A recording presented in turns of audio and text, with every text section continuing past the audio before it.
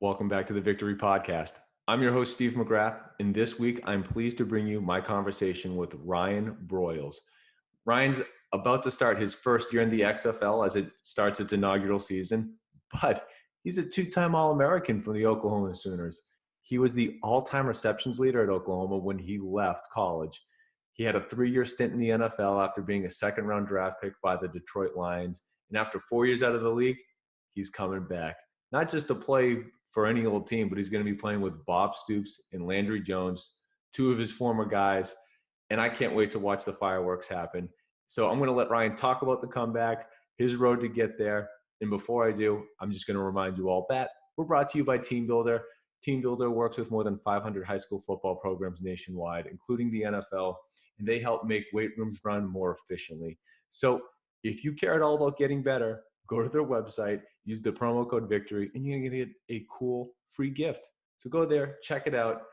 And until then, here's Ryan Broyles talking about everything Oklahoma and what he's about to do next.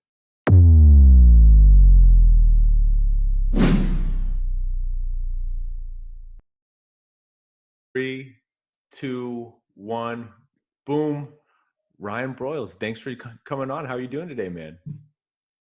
I'm good, man. Thank you for having me. Oh, it's a pleasure. And when I saw the XFL announcement, I jumped out of my seat. I knew that I had to find a way to get a chance to talk to you because you weren't in college yesterday. You've had a chance to sort of reevaluate your life, figure out what you want to do, and you are right back into the fray. So congrats, a big move.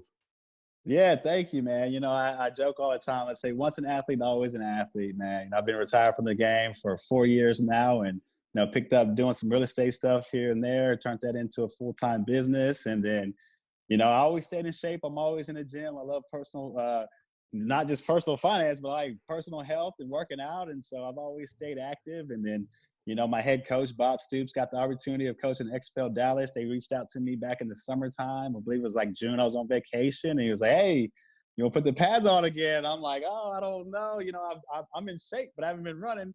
So I was like, give me a little bit of time. And so, you know, we're here today, just got drafted, and it's we're going to be running again, man. And when you see who's throwing you the ball, is that someone that you know? Landry Jones. Yeah, we'll be back at it. So I've had the opportunity to go down to the Dallas and throw a few times with him. And, you know, it's just like the old days, you know, just, you know, you shoot the breeze, you have fun, you catch some balls. We're out there to make plays. At the end of the day, you know, Landry's a great friend of mine, man. We have a lot of memories, and it's good to be back out there to you know, catch and run around again. Yeah, I just when I looked at the Dallas roster and I saw that it was going to be an Oklahoma reunion, and then you have the father of the air raid as your offensive coordinator. I mean, Yes. Come on, you're just asking to go out there and have fun. Let's do it. You know, just turn it. You know, when I was younger, not really younger, but before I retired in the NFL, you know, I was a full-time football player. You know, you're in the gym, you're working out, and you're running around, you're catching balls, and now it's a few years removed. I'm understanding the game's a little bit different. The receivers are a little bit more fluid, and so now I'm more of a track guy now, you know, so I know I'm going to be a runner. I never looked at myself as that, you know, even playing receiver. I was just a guy making plays, but now I am a true runner. I've been working on my mechanics, and, you know, it's good, a little bit older, a little bit wiser too, going around too, man. That's right. And that's really what I wanted to ask is, you know, you have, of course, your college experience, your NFL experience, and then you had time away. So you get to learn from your playing time and you just get wiser in general. Yeah. But you know your body, you've battled back from major injuries. So are you at all concerned, like, all right, a little bit of rust here, we're going to really push it? Or is it just one of those, you got to go 100 miles an hour and you can't be thinking about some of these things? Yeah, you just play the game. You know, there's going to be guys out there when the whistle's blowing. You know, we're all out there trying to make plays, and hopefully you rely on your technique. You rely on the many hours you worked out in your body to take care of itself. But man, you know, it's one of those deals. Once an athlete, like I said, always an athlete. You know, once I got the call from Stoops to come out there and play, you know, my adrenaline, it just changed, and you just feel like you're bigger than the world. And, you know, whenever the ball's out there, I'm not worried about anything but getting in the end zone, man. You just get tunnel vision. I can't wait. I just want you to feel the same way after that first hit. Oh, well, yeah. And I always tell myself, we're not getting tackled now. We're not getting tackled. You know, I tell guys all the time, like, yeah, I'm 31, but I'm faster. So we'll see what happens. You know, when live bullets get around, obviously you're going to get beat up here and there. But, hey, let's just make some plays. You know, you'll get in the cold tub after the game, man. I can't wait. I cannot wait at all. And, Yeah. you know, I think the perfect segue here is just talking about, going back to someone that was born, or at least you went to high school in Norman. I don't know if you were actually born Yeah. in the Sooners' backyard, but can you just take us back to, sort of where this began? I think I read that it was sort of down between the Sooners, and then Oklahoma State. What was it like for you? Because I mean, for us to have this conversation about getting the band back together in the XFL, I mean, it almost never happened. So do you remember what it Yeah. was like just being 18 years old and trying to figure out what you wanted to do? Yeah, it's tough. I grew up playing ball. I started playing football at 8 years old. So I knew, in the future I was going to potentially make it to the NFL. I always thought I'd be the next Emmitt Smith, And so, you play ball, you enjoy it, you go to different tournaments and you get better, you get stronger. And then all of a sudden you're a senior or junior in high school. And I was like, hey, it's time to think about football. Let's start thinking about making this a career. Let's start thinking about college. And so you start fielding offers, and you start thinking, I can go get an education for free. And then, in my situation, I had a bunch of Big 12 offers, and Oklahoma was one of the last ones to come in. And before they came in, I committed to Oklahoma State, and that's about an hour drive from north of my city, hometown. And I was like, it's not too far. I don't really want to leave the state, so I'm going to make that choice. And so when I committed to Oklahoma State, the same night, Kel Gundy at OU actually called me. And she was like, hey, why don't you come play for us? And I'm sitting here, my heart's pounding, I live, 2 miles from the OU stadium. So I'm like, all right, I got to make this happen. Took that offer, decommitted from Oklahoma State. About a week later, I felt guilty. And I'm like, I need to honor my first commitment at Oklahoma State. Slept on it. Signing day comes around. I'm like, man, OU's winning championships, and, they're putting guys in the league. And yeah, Oklahoma State was beautiful, had great trips up there. The facilities were coming along, and I was just like, I think it's time for me to make a career decision. I want to make it to the NFL, so I chose Oklahoma. And so, it's a part of my brief, I guess, in the short story of getting into college, and then, just started working, and things started to work out for me after that. To say that they work out after that is putting it mildly. You only go 4 years and end your college career the all-time leading receiver. So, pretty good We call. just work, man. Yeah, we just work, man. Without getting too deep into the X's and O's of it, I mean, obviously, whether it was, Mark Clayton, former Victory guest, there was just a string of talented receivers, through Kenny Stills, and it just kept going. And obviously, you look at what Oklahoma has done today with Lincoln Riley, who of course overlapped with Coach Stoops. And how does a program like that get built? And just from one coach to the next, even though they had an overlap and similar philosophy on some levels, I'm sure, but how did they just sustain that machine for year after year for decades?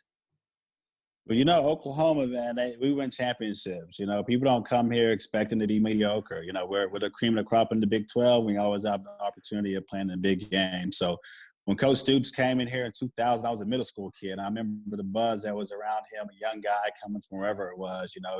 He's going to make things change. And so he came in the 99 year, and I don't know what their record was, but then 2000, they won the championship. And I think at that point, Oklahoma – Norman in general was ready for some change. We've always had good academics.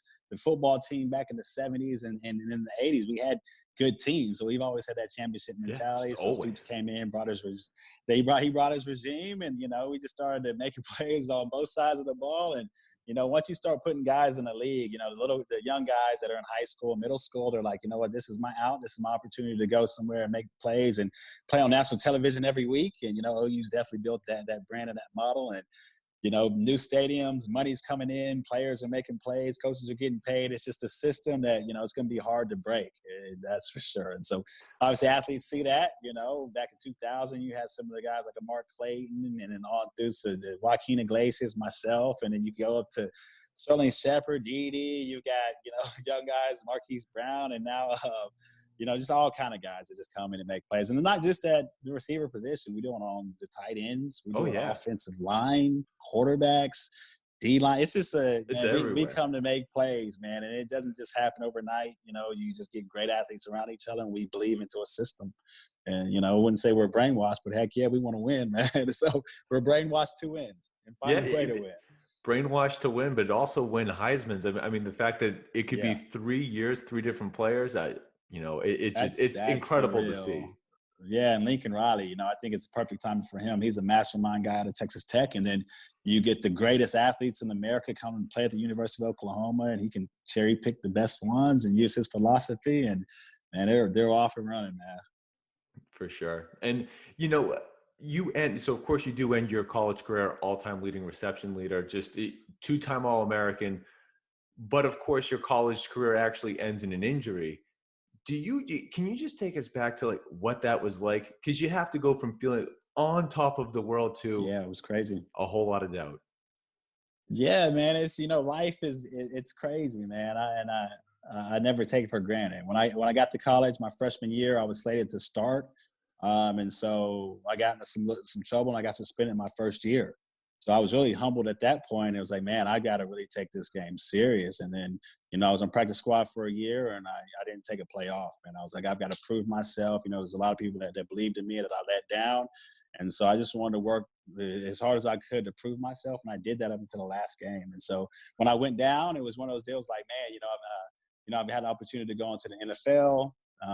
Hopefully that's still a possibility, but you know what? I put every ounce of energy into this, and I'm proud of what I built, And so I was like, if I get the opportunity to play it again, I'm going to go back at it and grind just as hard. So, yeah, it sucks to go down. I could have, I guess, made my records even more untouchable. But, I feel like I did the best what I could at that time. And, yeah, I've got hurt. But, man, I never looked down on myself for that or anything like that. I think it's definitely built my mentality, and I've taken that off the field where, it doesn't matter how many times you get beat down, or, your body won't let you, or your mentality is broken. At the end of the day, man, you just find a way.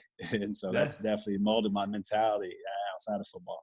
No, that 100%. In the fact that, and I'm not trying to beat a dead horse here, but the fact that you had the Achilles injury, but it's just that same mentality that it didn't matter. So I did want to ask, though, of course, I'm getting a little ahead of myself here, but you get drafted by the Lions. Well, do you remember what that call was like? How did you find out? Yeah, I do remember how the call was, man. It was one of those deals. Like, I got hurt my senior year, and I would talk to my agent from, what was it, January to April, and he's like, man, coaches or teams are saying, we could draft him in the first round, and he was hearing from some teams that he's going to go undrafted. So, I didn't have a draft party or anything like that. I was just at home with my wife playing FIFA, and I'm like, yo, if my name's called, let's make it work. It's a true blessing. I've been working for this opportunity my whole life, and so my phone rang. Detroit Lions called me. The GM called me. Talked to the offensive coordinator and Scott Linehan and say, hey, y'all, you ready to play? And I'm like, let's make it happen. So definitely went and celebrated, and the next day I was on a plane out to Detroit to meet the team and the coaching staff. And, we started from there. Yeah. Now, I have to ask, now, nothing against Oklahoma, because of course they are what they are, but now you're lining up against Calvin Johnson. You're going from like the best in college football to now some of the best of all time. And of course, he's a freak. It felt like he was 6'7". So I don't know if everything in his game was as applicable to you, but like when you go from, where you were to adjusting to the NFL, did you feel like how much of your game were you able to change? I mean, were you able to take stuff from him, or maybe it was other people that you either played against or with? Yeah, well, the game of football really doesn't change. Yeah, schemes change, players get faster. Obviously as you age and you see I came in and I was a rookie, and Calvin was probably on his 5th year, so I get to mimic some things of a guy that's been in the game for 5 years. So you start to pick that stuff up. The big change was off the field, not having class, not having someone tell you what you have to do. It's you are a true professional, and it was your time. So, hey, you've got to clock in just like everyone else in corporate America. Yeah, we're working out and running around, but hey, you're responsible for yourself. You got to show up when you're ready. But man, Calvin Johnson was a beast.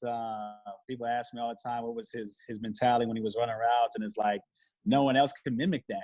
He's a 4'3" guy, the longest legs in the world. He's 6'7" when he puts the pads on. A guy 5'10" like myself, I can't mimic what he does. And if anyone knows about the game of football and a slant route for a receiver, usually as a smaller guy, you got to maneuver and make the DB open his hips. Well, Calvin Johnson was so big, he'll take a step, his armpits over your head, and he'll just go his direction. So, he was a beast. But I definitely learned a lot from him, a lot of the other guys, man. But really, at the end of the day,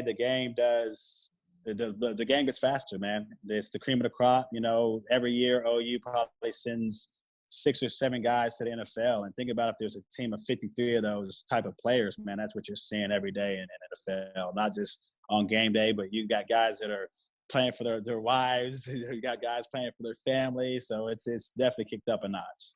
Absolutely. And, one thing that I definitely wanted to jump into, because I think it really differentiates how you approach life outside of being an athlete than how a lot of guys have. And it was, you were very financially responsible in terms of setting a budget for yourself, in terms of making sure that you had business strategies outside of the game for either while you were playing or definitely after you were playing. But can you just talk about now a different type of mindset? And that was, how did you prepare yourself for success regardless of how your NFL career went? Yeah, a lot of people bring up, there was this guy that lived off $60,000. He was smart with his money. I didn't just wake up one day and that happened. And I get the opportunity to tell my testimony to different high schools and colleges around the country. And I'm like, listen, it doesn't just happen overnight. I was blessed with the hardworking parents. They may not have made the most money in the world, but they let me know the value of a dollar. They essentially, not that they taught me how to budget, but they made sure the lights were on. So I definitely saw that and how hard they worked. And then, I got into college and got into some trouble. And, I had people to say, hey, Ryan, you got the opportunity to go into the NFL and you can change your life. You can change the trajectory of your legacy or even your family's life. And so I had a mentor in college when I was on a summer job, and her name was Rachel. She was like, hey, Ryan, you've got the opportunity to make some changes in your life financially. I want to show you what my family's done. And so we drive around Norman, Oklahoma in the summer times, and she'll just say, hey, my father owns this building, or my father owns this rental house, or he developed this street. And it was the first time that I kind of understood what money meant. Obviously, I was a full-time football player at that time, but she planted a seed for me. And then I went to the NFL, and one of the first things that they do is they bring all the rookies together in Canton, Ohio, and it's called the Rookie Symposium. They talk about various topics from, how to tie a tie, or how to sit down at a coffee shop, or how to conduct a business meeting, or just various things like that. And one of the topics they talked about were a lot of athletes, they go broke. So there's a finance segment, and they're talking about how you gotta protect your money. There's gonna be a lot of people out there that want a piece of it. Some good, some bad, but a lot of guys go broke for making bad investments. And I'm like, that's not gonna be me.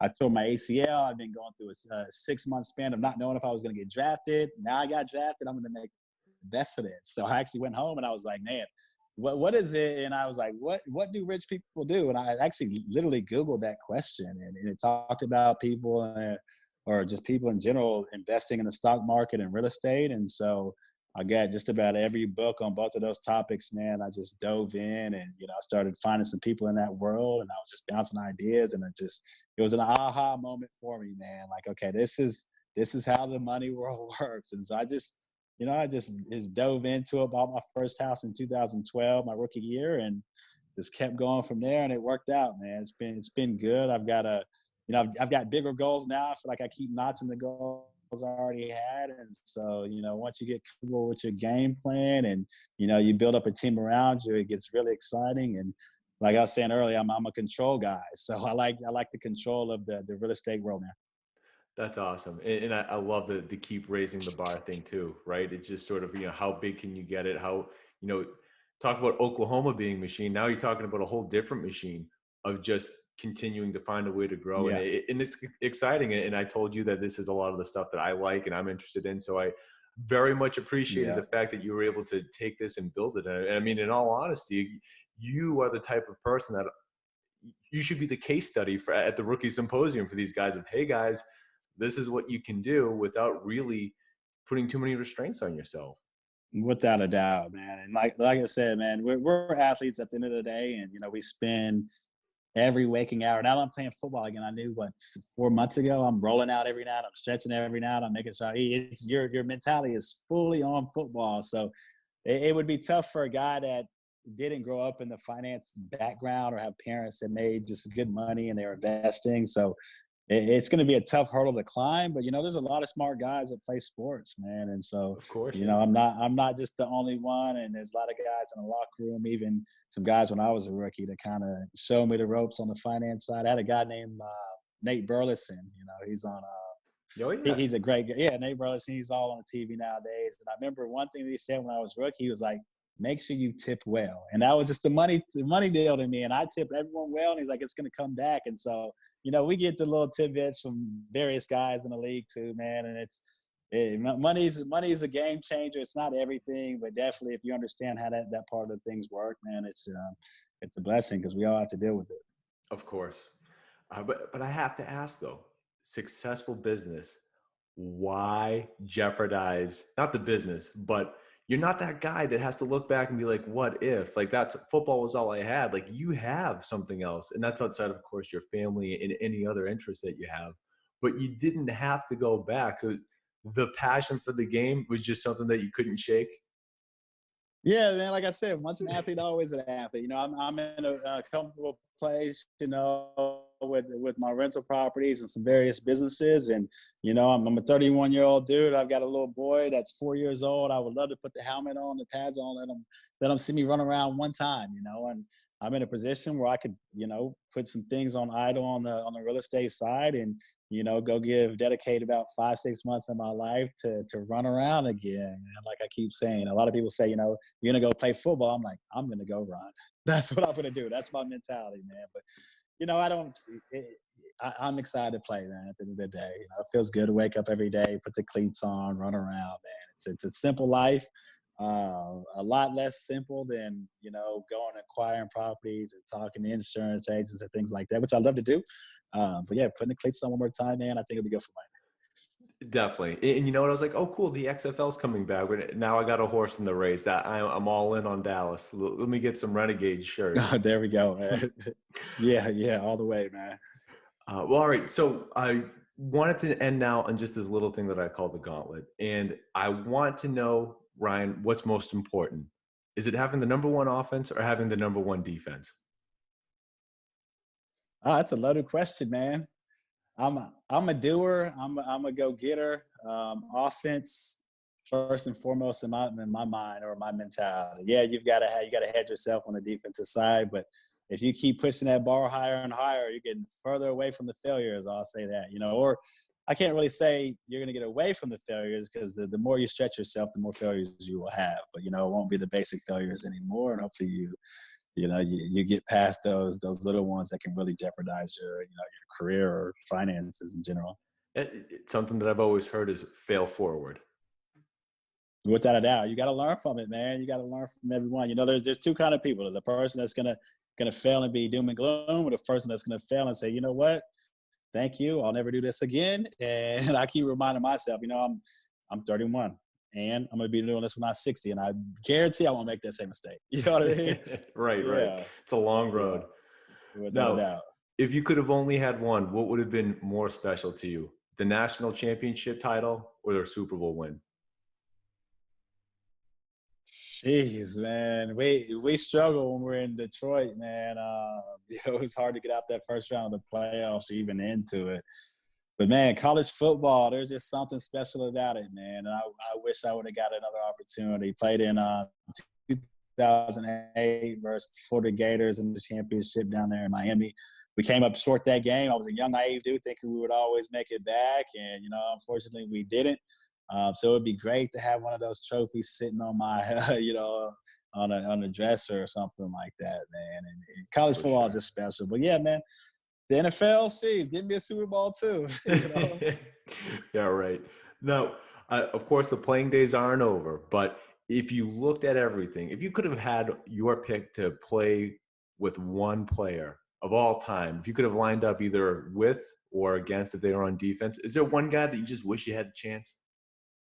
Jeez, man, I'm a student of the game, so I would say Chad Johnson, man. I always watch his film.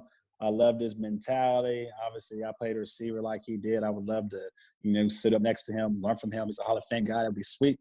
On the defensive side of the ball, man, Deion Sanders was a great one. He wasn't just a guy that did his job. Obviously, he did that. He was electrifying. Return punts, interceptions. I always thought I was a Deion Sanders too. So on the defense side of the ball, I definitely like to play with that dude, or even score on him. You know what I mean? Oh yeah. Yeah. All right. Well, do you have a pregame ritual that you'd stick to? Man, I don't, Well, I guess I do, and it's one I've had since high school, and it's something silly. But yeah, just the way I put my socks on, man, and my shoes. I got to make sure I do my right side before my left, right sock, left sock, right shoe, left shoe. That would probably be my only thing, man. No, that's fine. Mark Collins had specific socks that he had depending on who was airing the game, and he had a whole thing. So there's levels of crazy to this. Without it, well, you got to have a little bit, man. Whatever superstition it takes to make plays, man. For sure. Yeah. Now, what's most important? Is it the players or is it the scheme? It's the players, man. Without the players, the scheme doesn't come alive. You see in the high school game all the time, you'll have a coach that just wants to use his scheme, and he probably got the greatest players in the world, and it just doesn't shine through. But you find a coach that fits his scheme with the caliber of players he has, and things come alive. So I'm saying first and foremost, it's got to be the players. I'm not disagreeing. I'm just not telling Coach Hal about how you might feel about that area. Yeah, well, I will tell you this: they got the draft. It's the first draft ever. They're getting guys for their scheme, and there's some players out there. But man, just throw the ball to any receiver, no matter what scheme we're in. Let's just make some plays, right? Absolutely. And this is the last one, and I think it's the most important. Now, if you were talking to a 17, 18-year-old kid, what's the best piece of advice that you could give them? Best piece of advice, man. I guess 17, 18-year-old guy in high school right now, with the percentages of guys not really making to the next level, I always tell those guys, play for your brother because next year you may not be playing or he may not be playing. And so some of my fondest memories were in high school. And when I go out on the town now with my boys, I'm the only one that made it to college and into the NFL. And guess what stories we're talking about? Our high school stories. So I always say, play like there's no tomorrow. Enjoy these special memories. Enjoy high school, man. And, if you get the opportunity to go on the next level, continue to perfect your craft. Absolutely. Well, Ryan, before you jump, where is the best place everyone can follow you so they can keep up with your ever-evolving story? Yeah, well, you can follow me on all the social media platforms, Twitter, Instagram, Facebook, at Ryan Broyles. It's just my name. I'll share stories of my life, random deals. You'll see a lot of personal finance stuff, real estate stuff, and just shooting the breeze, man.